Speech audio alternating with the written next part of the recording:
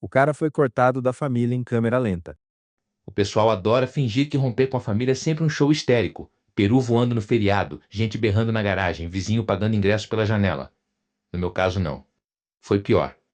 Foi limpo demais. Foi lento demais. Foi aquele tipo de crueldade que usa voz calma, sorriso pequeno e depois ainda quer aplauso pela elegância. Eu não saí por causa de um grande trauma cinematográfico. Eu saí porque passei a vida inteira recebendo a mesma mensagem em versão parcelada. Você não é do grupo. Meu nome é Aaron. Tenho 31 anos. Sou casado há pouco mais de um ano com a melhor pessoa que já entrou na minha vida. E hoje eu tenho zero contato com a minha família biológica. Meus pais. Meu irmão Mike, minha irmã Jenna, ninguém. Não por um único desastre. Por 2 décadas de cálculo frio. Eu era sempre o corte mais fácil da planilha. Antes de tudo, Crescendo, eu era o item fora do catálogo.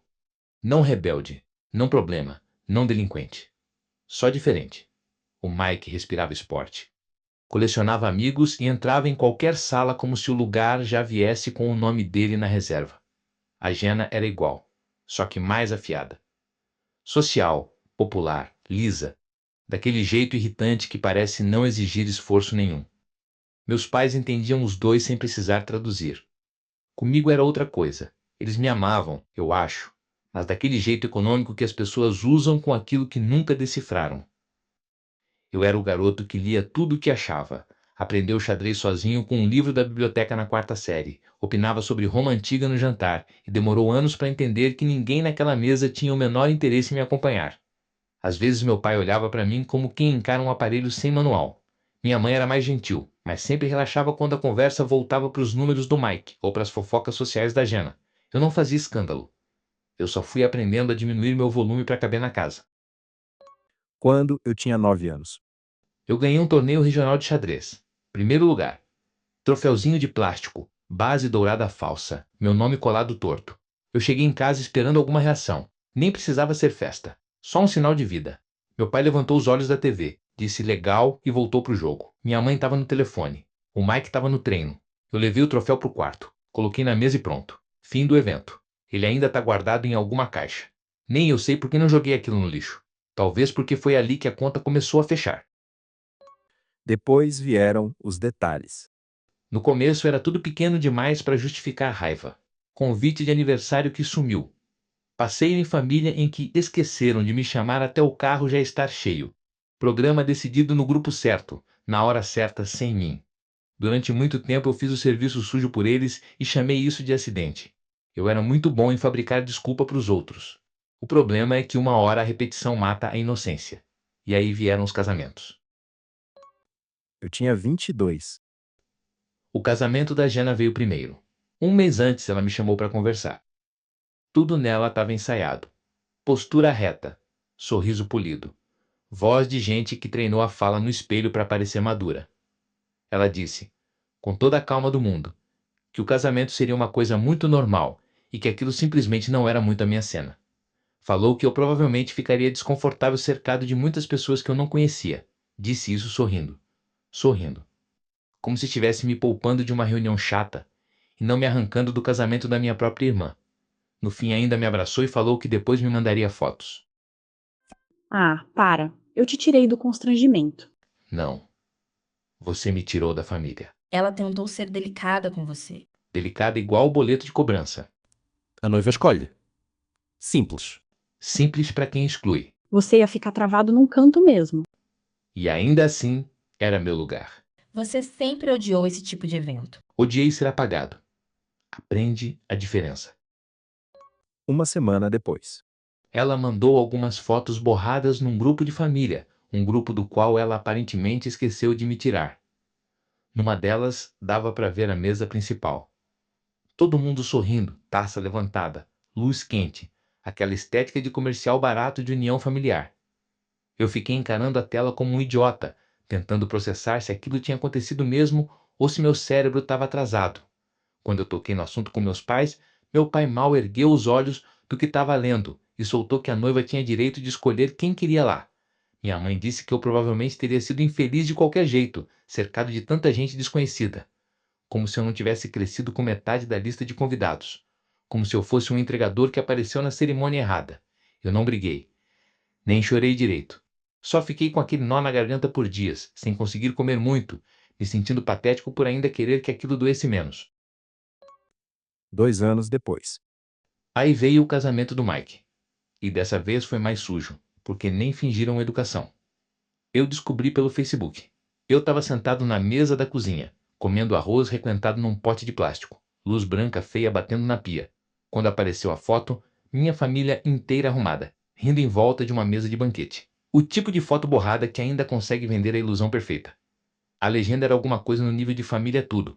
Nem ligação, nem mensagem, nem desculpa esfarrapada. Nada. Só um aviso público, jogado no feed, de que eu continuava fora do quadro. Eu fiquei parado olhando para a tela por um tempo ridículo. Fui passando as fotos uma por uma. Todo mundo lá.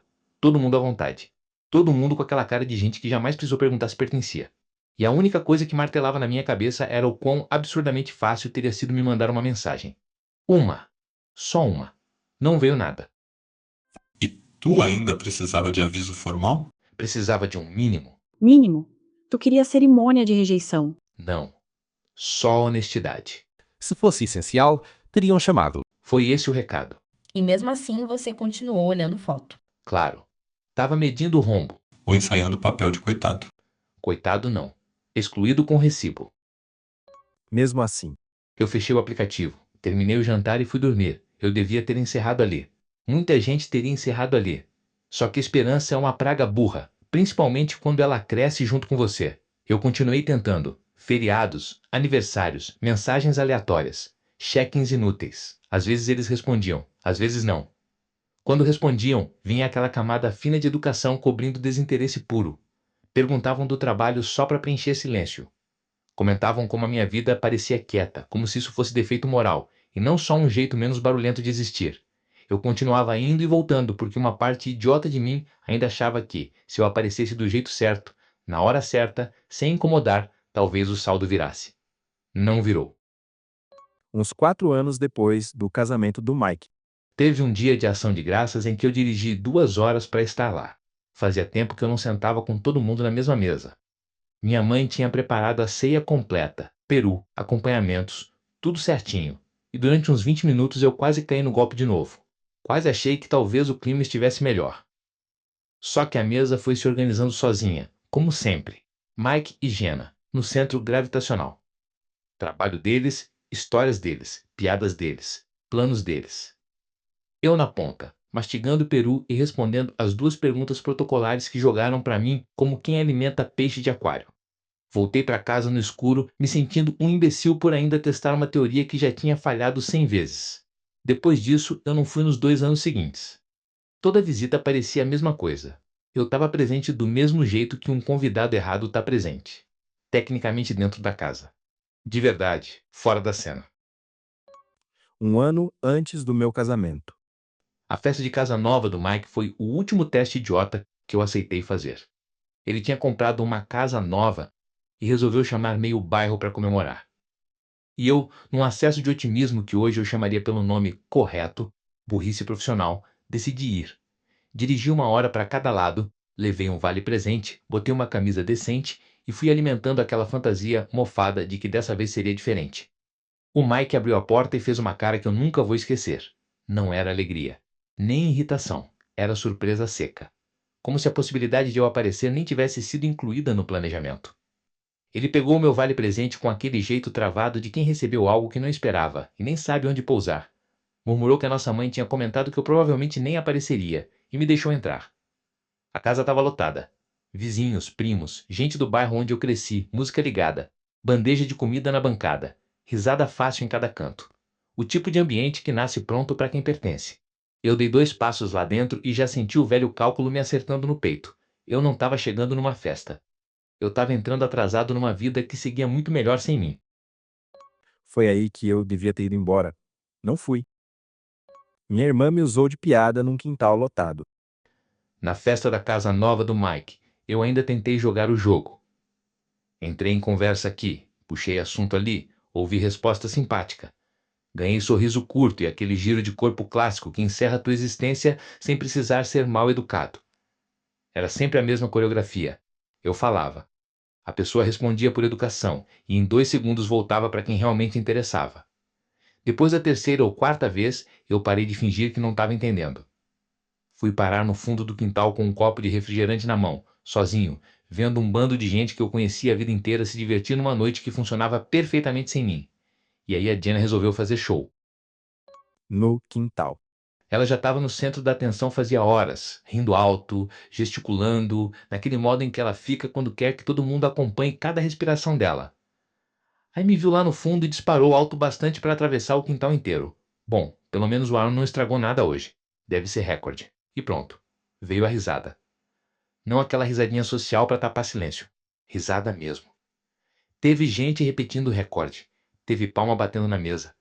Teve até um cara engasgando de tanto rir. Meu ouvido deu uma abafada na hora. Minha garganta secou. O copo amassou um pouco na minha mão. E eu fiquei esperando. Não desculpa. Nem defesa. Só um sinal mínimo de falha no sistema. Minha mãe olhando torto. Meu pai cortando o clima. O Mike dizendo chega. Qualquer coisa. Nada. Ah, para. Foi só uma zoeira. Zoeira com plateia é humilhação. Se pegou assim, doeu porque encaixou. Mentira repetida não vira verdade. Você sempre complica tudo. Vocês simplificam crueldade demais. Ninguém estava te atacando. Estavam só se divertindo, né? Lá vem o santo incompreendido. Melhor que a palhaça principal. 10 minutos depois. A risada morreu. A conversa seguiu.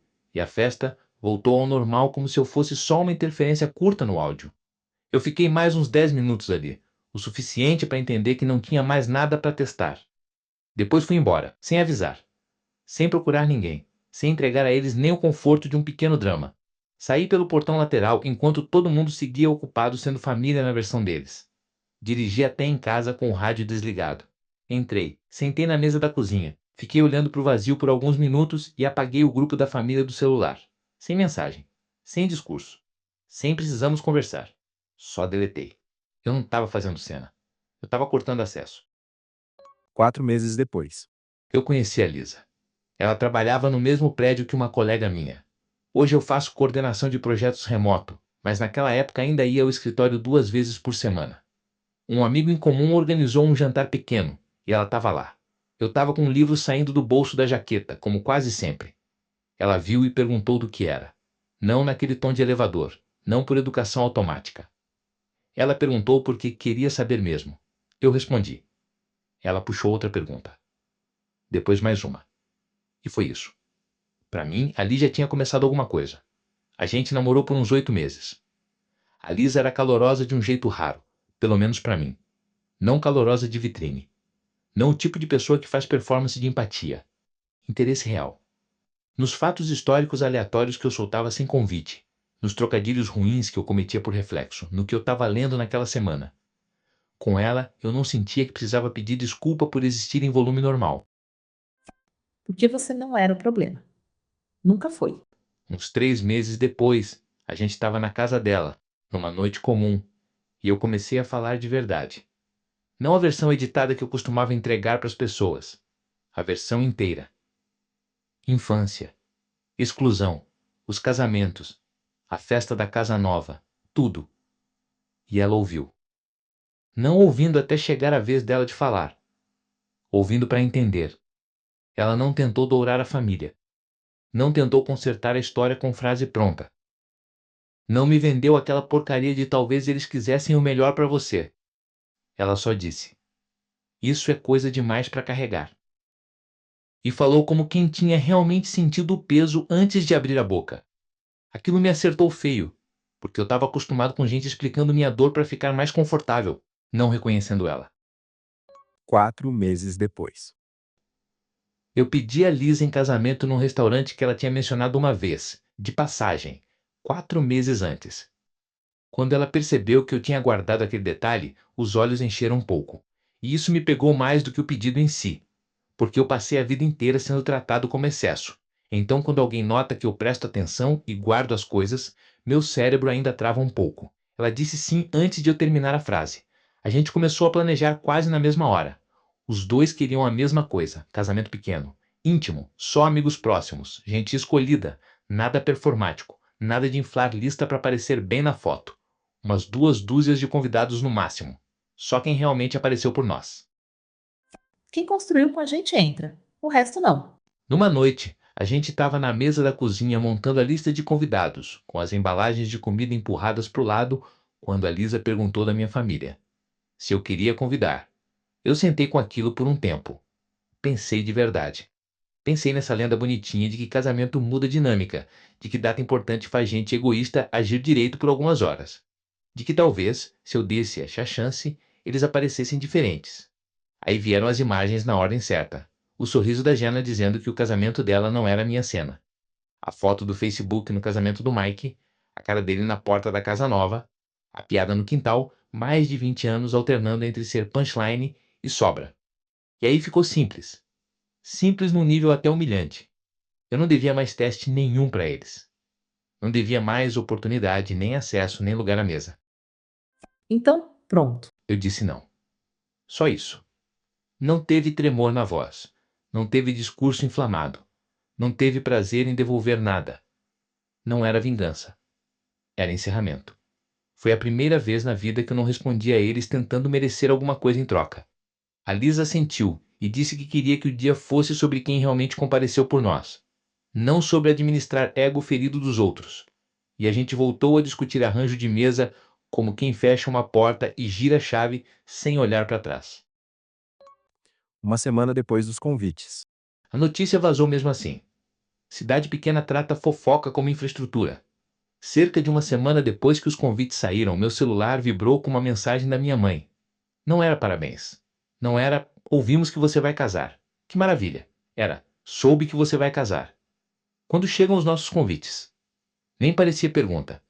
Era cobrança disfarçada de frase neutra. Pressuposto puro. Como se eles ainda tivessem entrada automática na minha vida. Mesmo depois de uma década me tratando como item opcional. Eu fiquei olhando a mensagem por uns 2 minutos. Depois respondi. Não existe convite para vocês. Então é assim que você retribui tudo? Tudo tá bem mal calculado. Você tá fazendo birra de adulto. Birra é exigir convite no grito. Nossa, olha ele. Todo maduro agora. Maduro o bastante para dizer não. Isso é ingratidão. Gratidão por exclusão? Sério? Família não se trata assim. Eu aprendi o método com vocês. Menos de uma hora depois. O grupo da família, que eu tinha apagado meses antes, ressuscitou no meu celular como praga. Minha mãe entrou primeiro, no tom de mártir ofendida, como se tivesse sido atacada do nada. Meu pai veio pesado e econômico, usando poucas palavras do jeito que sempre usou, para dar peso moral a coisa nenhuma. O Mike foi direto pro pacote previsível. Imaturo. Patético. Ridículo. Cresce. A Diana escolheu o palco favorito dela e jogou uma indireta no Facebook no mesmo dia. Engraçado como certas pessoas esquecem de onde vieram. Tomara que curtam a festinha sem família de verdade. Nem coragem de escrever meu nome, só veneno em tom de postagem nobre. As mensagens vinham por cima umas das outras. Culpa, acusação, revisionismo barato, chantagem emocional. Tudo no liquidificador. E o mais impressionante era a lógica quebrada deles. Quando me deixavam de fora, era escolha. Quando eu deixei eles de fora, virou ofensa histórica. Porque não é a mesma coisa. Claro que não. Eu fui claro. Você tá distorcendo tudo. Não. Só parei de aceitar tua versão. Está punindo a família inteira. Vocês me treinaram nisso. Ainda dá pra consertar. Para vocês, conserto é recuperar controle. Enquanto isso. Eu li a maior parte daquilo. Virei o celular com a tela para baixo e ajudei a Lisa a escolher os centros de mesa. E essa imagem ainda me diverte. Eles implodindo no grupo, no correio de voz, no Facebook, e eu sentado na mesa com a mulher que me tratava como presença escolhendo flor. O Mike me mandou mensagem direta dizendo que eu estava sendo imaturo e patético. Meu pai deixou um correio de voz quase inteiro feito de suspiro pesado e frases secas sobre ingratidão. Eu ouvi o suficiente para entender o pacote e ignorei o resto. Porque era isso que eles não suportavam. Não era a ausência do convite. Era a perda da mão na maçaneta. E a parte mais ridícula era que qualquer estranho lendo o post da Jenna conseguia chegar na pergunta óbvia em 10 segundos. Peraí, essa não é a família que excluiu o cara dos próprios casamentos? Eles estavam tão ocupados exigindo passagem que nem perceberam que estavam se entregando em público. E aí parou de ser só mensagem. Veio batida na porta. Dias depois, vieram cobrar isso na minha porta. O dia do casamento saiu exatamente como a gente queria. E eu sei, isso sempre soa meio cafona quando alguém fala, mas foi perfeito mesmo. A gente alugou um espaço de eventos numa fazenda reformada, fora da cidade, com vigas aparentes, luzes penduradas e uma área de cerimônia aberta olhando para os campos. Tinha 41 pessoas ali. 41. E todas tinham escolhido estar ali. Parece pouco, mas não é. Não quando você passou a vida inteira em sala cheia de gente que nunca te escolheu.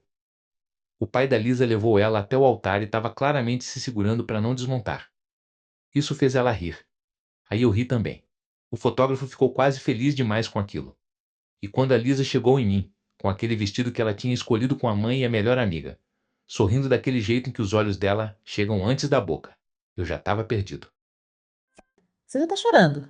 A gente nem começou. Aí piorou tudo, claro. A gente fez os votos, dançou, e o Greg deu um brinde tão sincero que fez pelo menos 6 pessoas chorarem. Eu não vou bancar o durão. Eu fui uma delas. O bolo ficou meio torto porque a confeiteira teve uma emergência familiar de última hora e a prima dela precisou cobrir. A playlist bugou 2 vezes. Um moleque da vizinhança, que foi como acompanhante de alguém, claramente derrubou alguma coisa na pista. E mesmo assim estava tudo certo. Não perfeito de catálogo. Perfeito de verdade. Vivo, meio torto, nosso. No meio da recepção. Em algum momento eu saí da pista por uns minutos e fui para a beira do campo. Fiquei olhando de longe a Lisa rindo com as amigas, o pessoal falando alto por cima um do outro, gente dançando, gente ocupando espaço sem pedir desculpa. E foi ali que bateu de um jeito bem limpo. Eu tinha passado anos tentando merecer lugar numa mesa onde eu já devia ter lugar desde o início. E agora eu estava ali olhando 41 pessoas que nunca me cobraram prova nenhuma para me deixar existir entre elas. Elas só me quiseram ali. Só isso. E para mim isso era quase indecente de tão simples. G. Aaron. Você vai querer ver isso. Era o Sr. Halverson, meu antigo vizinho. Magro. Magro, 70 e tantos, cara de sujeito que tá sempre 3 passos na frente da confusão e se divertindo muito com isso. Ele já veio com um sorriso torto, tirando o celular do bolso, como quem tinha guardado uma bomba a noite inteira. Aí eu vi, o Facebook. Em tempo real. Minha família inteira se queimando sem ajuda minha. Primeira Gena. Inacreditável o que certas pessoas fazem depois de tudo que a família fez por elas. Tem gente que realmente não entende o que família significa. Embaixo já tinha comentário perguntando se ela não tinha deixado o próprio irmão fora do casamento dela. Sem resposta. Só curtida defensiva das amigas. Acho que o Aaron esqueceu quem ajudou a criar ele. Talvez lembre disso um dia quando estiver sozinho. Embaixo. A mesma pergunta com outra roupa. Você também não convidou ele para o seu casamento, não foi? Parece karma. E depois veio minha mãe, no tom mais velho, mais ofendido, mais ensaiado. Tem gente que esquece quem amou primeiro. Era uma foto velha da família, borrada de anos atrás.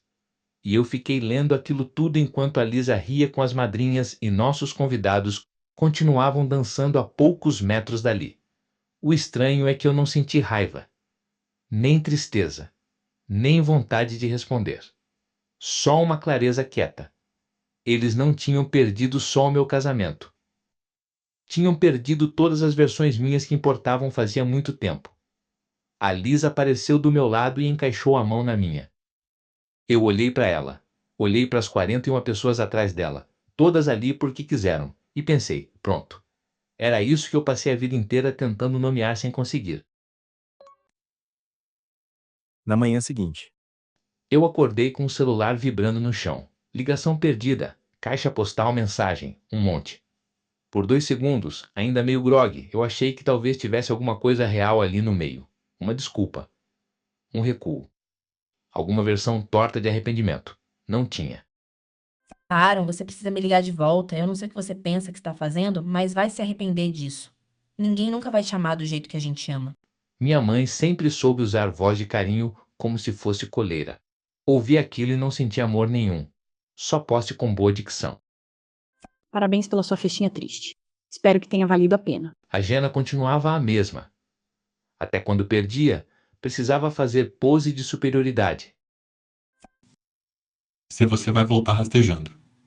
Você sempre volta. O Mike mandou isso como se estivesse descrevendo a previsão do tempo. Eu sentei na beira da cama, ouvi um por um enquanto a Lisa ainda dormia, e nada acertou. Parecia barulho de obra a 3 quarteirões dali. Eu bloqueei todos os números, apaguei as mensagens, larguei o celular e fui fazer café. Meio da semana. Era quarta ou quinta. Não importa. O que importa é que teve uma batida na porta daquelas que já chegam empurrando o não antes mesmo de alguém responder. A Lisa travou na cozinha, a espátula no ar. Eu fui até a porta, olhei pelo olho mágico e vi os 4. Minha mãe segurando uma travessa na frente do corpo como se aquilo fosse uma oferta de paz. Meu pai atrás dela, maxilar fechado, braços cruzados. A Jenna de óculos escuros, se blindando da própria cena. O Mike no celular, rolando a tela como se aquilo tudo fosse só mais uma tarefa chata. Eu não abri a porta. Só deslizei a janela e deixei uma fresta. Oi, querido. A gente pensou em passar aqui só pra conversar em família. Não, obrigado. A gente tá ocupada. Aaron, já chega disso. A gente não vai sair daqui até você vir aqui fora e falar com a gente. Então vão cansar aí fora. Eles vão embora? Eu disse que não. E na mesma hora senti a mão da Lisa procurando a minha atrás de mim. Do lado de fora, o sorriso da minha mãe falhou. Ela pousou a travessa na grade da varanda com um baque seco, cruzou os braços e trocou de pele. Isso não é você. Você tá frio. Tá deixando alguém colocar coisa na sua cabeça contra o próprio sangue. Então é ela. Ninguém me envenenou. Vocês fizeram isso sozinhos. Eles foram até a minha porta. Eu resolvi ali mesmo que aquilo tinha acabado. Depois que eu falei pela janela que ninguém tinha me envenenado, que eles tinham feito tudo aquilo sozinhos, o sorriso da minha mãe sumiu. Sumiu de vez.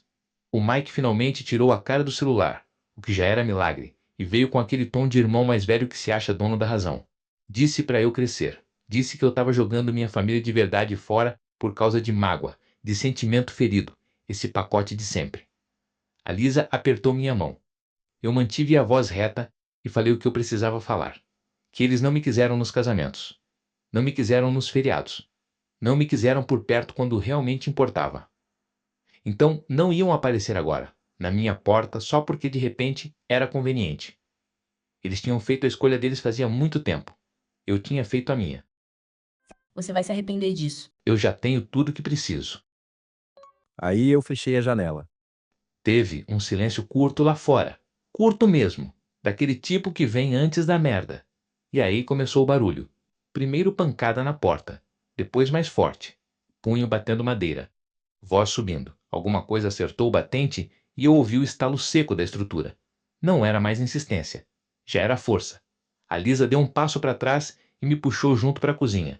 Eu senti o som da porta tremendo pelo piso. A gente chama a polícia. Chama. Agora. Ela pegou o celular e ficou atrás do balcão. Eu fiquei entre ela e a porta, não por heroísmo nem nada bonito assim, só porque era onde eu tinha que estar. O Mike começou a berrar do lado de fora, alto, claro, querendo acertar onde sempre achou que acertava. Você vai acabar sozinho, Aaron. Sozinho. Quando a Lisa descobrir quem você é de verdade, ela vai embora também. Aaron, abre essa porta. A gente só quer conversar. Você tá fazendo uma coisa horrível com a sua família. Aaron, chega dessa palhaçada. Abra a porta. Isso aí é ela. Tá te colocando contra a tua própria família. Eu não respondi mais nada. Fiquei parado, ouvindo, respirando devagar. Minha mãe ia de culpa para doçura falsa e voltava. Meu pai fazia aquela voz grave que ele usava quando queria calar uma sala inteira. O Mike insistia na ideia de que eu ia voltar rastejando. A Jenna, claro, já tinha decidido que a culpa era da Lisa. Era sempre isso com eles. Nunca o que fizeram. Sempre outra desculpa. Outro culpado. Outra versão. Então vieram as sirenes. Foi o som mais satisfatório que eu já ouvi. Na mesma hora a pancadaria parou. Na mesma hora. Eu fui até a janela e vi minha mãe pegar a travessa da grade num movimento ridículo, como se segurar aquilo de novo fosse apagar os últimos 5 minutos. Meu pai falou baixo pro Mike e pra Jenna agirem normal. Normal. Como se 4 pessoas gritando e forçando a porta de uma casa pudessem virar. Do nada, visita tranquila de fim de tarde. As viaturas encostaram. Eu saí com as mãos visíveis. A Lisa veio logo depois e ficou do meu lado. Firme. Sem cena. Minha mãe correu na frente de todo mundo antes mesmo dos policiais perguntarem qualquer coisa. Ele é nosso filho. Foi manipulado. A gente só veio conversar. Nós temos o direito de ver o nosso filho. Um dos policiais ouviu aquilo com aquela paciência cansada de quem já pegou esse tipo de família outras vezes.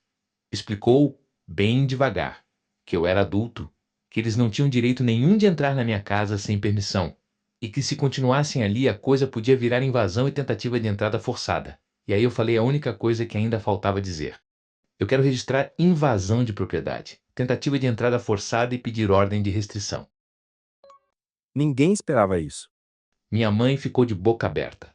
Meu pai ficou vermelho na hora. A Jenna baixou os óculos escuros sem nem perceber. O Mike deu um passo para trás, como se só ali tivesse entendido que a brincadeira deles tinha acabado. Eles levaram a advertência formal na hora. Se voltassem, seriam presos. Eu fui naquela mesma tarde e protocolei tudo. Foi ali que a porta fechou de vez. Depois disso, O silêncio foi estranho. Depois de semanas de ligação tarde da noite, mensagem em qualquer hora, indireta em Facebook, correio de voz cheio de culpa e ameaça. De repente, nada. Como se tivessem desligado a chave geral, sem texto, sem voz, sem campanha. E eu não vou fingir que isso não deixou um buraco, porque deixou. Teve feriado que pegou. Tinha hora que eu via a família dos outros sendo fácil entre si, daquele jeito natural, e doía um pouco. Não porque eu quisesse eles de volta, isso não. Doía porque eu finalmente tinha parado de correr atrás de uma coisa que eu nunca tive. E quando você para de correr, o cansaço vem inteiro. só que não ficou vazio para sempre. Esse espaço foi enchendo devagar, do jeito certo. Os pais da Lisa me acolheram sem transformar isso num evento. Sem discurso. Sem pose. Só me incluíram. Me chamavam de segundo filho. Lembravam de coisa que eu tinha comentado semanas antes sobre meu aniversário. E isso parece pequeno, mas eu aprendi cedo que é justamente aí que mora a diferença. Uns meses depois da ordem de restrição, eu estava num almoço de domingo na casa deles, um domingo comum, nada marcado no calendário. E o pai da Lisa me perguntou de um projeto que eu tinha mencionado na visita anterior. Não era papo de educação. Ele tinha guardado aquilo. Tinha prestado atenção. Eu não falei nada na hora, mas aquilo bateu forte. No trabalho, meus colegas fizeram uma festa pra gente depois da lua de mel. Tinha um bolo escrito "Bem-vindos à sua família de verdade". Pois é, nessa eu desabei mesmo. E tudo bem.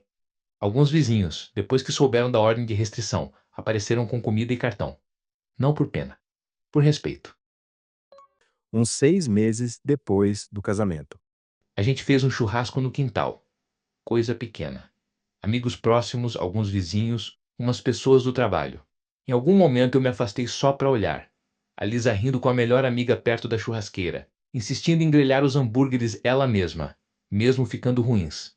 Ela sabe que ficaram ruins. Só gosta de fazer. As crianças do vizinho correndo pelo quintal com pistola d'água. O Greg tentando explicar fantasy futebol para uma pessoa que claramente não queria aquela conversa, mas era educada demais para cortar.